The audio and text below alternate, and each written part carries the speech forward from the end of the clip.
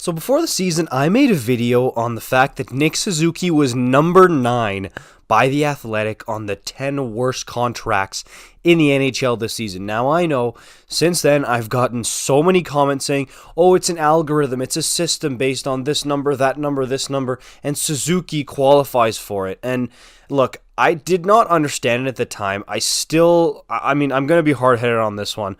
I don't understand how $7.875 million for a 23-year-old who just came off a full, healthy 82-game season, 61 points, over 20 goals and 40 assists, captain of your franchise. I don't understand how that equates to number 9 on the worst contract list when there's guys like Milan Lucic and at the time Sean Monahan, who was with the Calgary Flames, who scored like 8 goals, making over $6 million, who weren't on the list, and Suzuki was quote-unquote above them in the system. So, hey, it's been a running joke on Habs Twitter. Every time Suzuki scores a point or a beautiful goal, like the Datsuk penalty shot goal and stuff, everybody's like, oh, wow, pretty good for one of the worst contracts in the league. So, again, the whole thing was just kind of a joke. Like, I don't understand. And it was a Leafs fan who did it.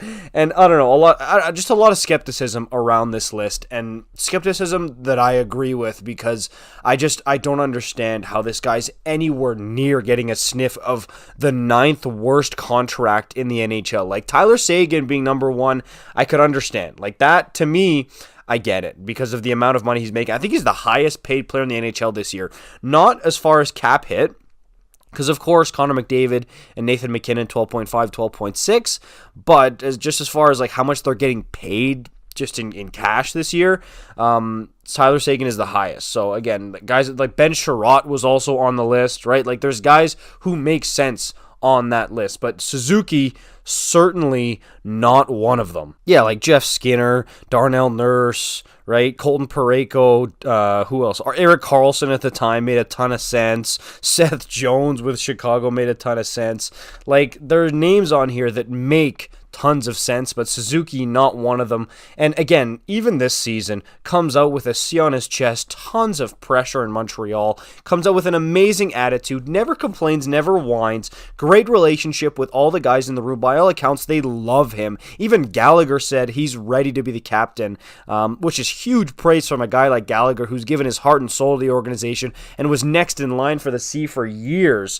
But in 11 games this year, Suzuki's off to his best start in the NHL, 13 points, over a point a game, already has 6 goals in 11 games on a team that, like, let's be real, the Habs are not the Colorado Avalanche, right? It's not like he's out here playing with Nathan MacKinnon or Connor McDavid or Leon Draisaitl, right? Like, he's out here, and yes, Cole Caufield is an awesome player, and they have a great dynamic duo type of chemistry together, but it's not like Caufield is carrying Nick Suzuki. Like, I'm sorry, the way Johnny Gaudreau carried Sean Monahan for many years in Calgary. Like, I know this year, trust me, I'm happier than anyone to see his resurgence in Montreal, but that was the reality in Calgary, and it's not like that with Suzuki and Caufield. I mean, they help each other equally, like as much as you can on the top line. Like, it's not like Caufield is the reason that Suzuki's getting all his points. Somebody like Lindholm this year in Calgary who is struggling without Tkachuk and Gaudreau, who had both over 100 points last year.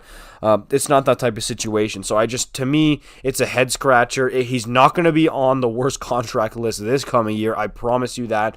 But it's annoying to me to see all these justifications. Oh, it's the system, it's the algorithm. Like, whatever, man. 61 points for a guy who's not even hit his physical prime yet. All right? And he's making under $8 million in cap hit. I don't get it. I don't understand how he's anywhere near getting a sniff of number 9. Come on. Like, it could be because his base salary is $10 million, right? Maybe then you could no, even then at $10 million. Like, Suzuki at his age, at the position he plays, center, one of the toughest in the league, first line center. The stuff he has to do, like, not just on the offense, but on the defense as well.